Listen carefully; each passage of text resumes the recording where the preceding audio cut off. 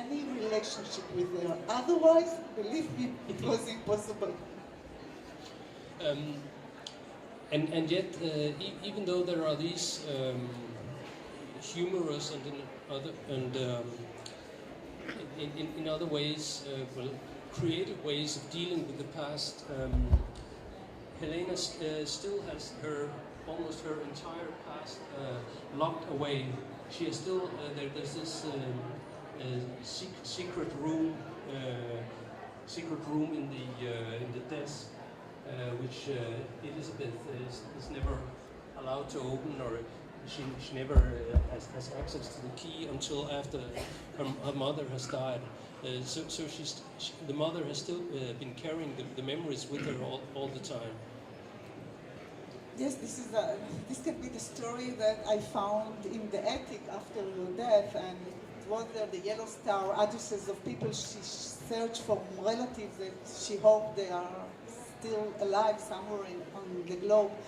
But you know, it's interesting because she brought documents from the Holocaust just in case nobody will believe her. So she told me that she has a small museum, but this museum was locked and I never opened it before her death because it's a kind of a concrete Pandora box. I was afraid.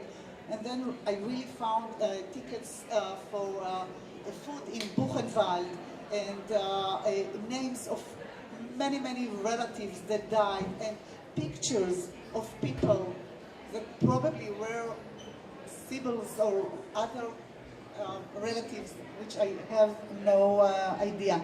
But the real secret was years after I started writing the book and meeting people, and in the last 4 years they opened a lot of archives in Poland and in Germany.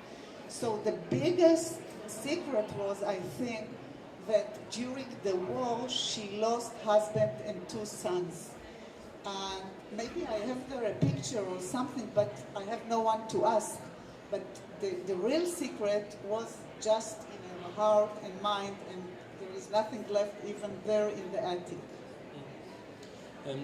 When we spoke before, you mentioned that the book has been received from very different angles in different countries, in Israel and in the different countries it has been translated into so far. Tell a little about that. That is really funny. First of all, in Israel, it was an underground book. Nobody read it. It was a secret. I think many people, I'm talking about 12 years ago, people were afraid to touch this Pandora box.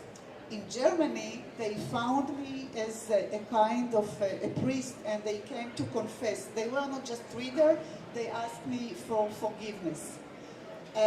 In France, it was amazing because they asked me how could I write a book without any adverb or adjective, just a very clear short sentence of description of what happened to me.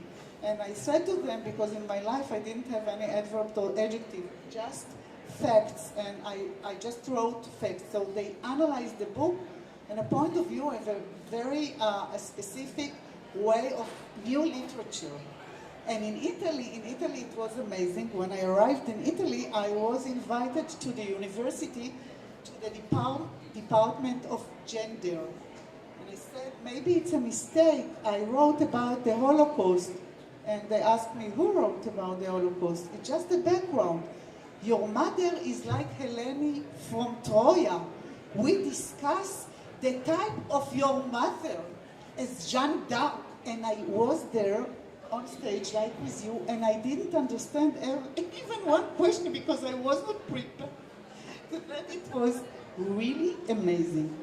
And in Poland, I was attacked. How comes that I tell a story about my mother who was born in Polish without describing the shtetl, the village, the life of Jewish history? And in all my meetings, there were someone who described the place my mother came from. It was amazing for me because I never was there. So, you know, every reader, it's not just a reader that you can pull out from the environment, from the culture. So I have a lot of interesting experience meeting readers that telling me what I was written about or what is missing in my book, and they can teach me. By the way, I was invited to Bologna University, to the medical faculty. They wanted to learn about symptoms of severe case of second generation, and I had to give a lesson to students that studies medicine.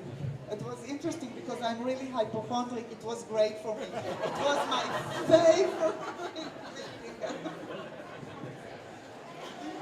But you also said before that coming to Denmark was quite different from any other country you've been to.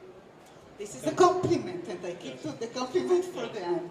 I must tell you something, and to share with me your feeling. I said it on the first evening I was here.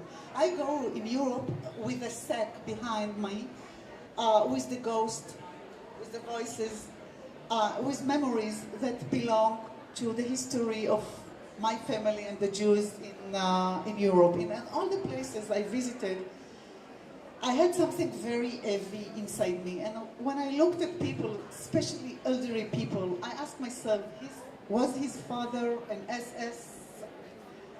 Was his brother? And I run all the time with many, many associations, which make me very, very tired walking on those roads, streets, universities, bookstores, whatever.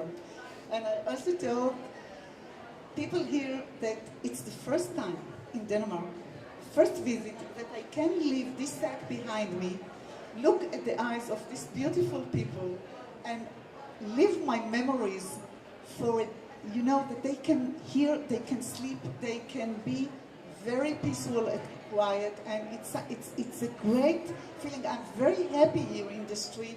I don't go with my paranoid thoughts, with my memories. I'm free. So suddenly I found a place in which I'm really free, and it's thanks to you, the Danish people. Thank you. One final question. You mentioned that you became a writer almost by accident, and after Why Didn't You Come Before the War, you've written a number of other books. Do they deal with the same kind of experiences as this one? Yes, I have an obsessive disorder, I think, obsessive compulsive disorder. I continue to vomit memories, and I go forward, memory by memory by memory. I already wrote 5 books, and now I work on my 6th. And by the way, when I was in Germany and I was signing my first contract, the publisher told me that he needs to know if I plan to write more books, because otherwise they will not invest much money in marketing, because one book is not enough.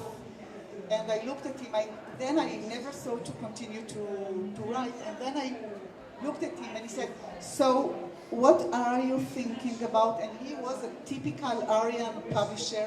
His name was Spar, and the German accent was very strong, and I looked at him and I said, you know, I will continue to write. And then he was a German, and he still is. How many books you will write? And then I looked at him and said, 6. And he said, why 6? For each million, 1 book. And it's Germany. I had to sign the contract. And now they are waiting for the 6th book, and I think that you know what? I will continue. I love it. Thank you very much, Lizzie Doron. As I said, the first one is out in Danish so far, og den kan købes, har jeg lovet at sige, for 98 kroner her, og hvis man spørger pænt, kan man sikkert også få Lizzie Doron til at signere den. Tak skal I have. Thank you very much. Thank you. It's a pleasure being here.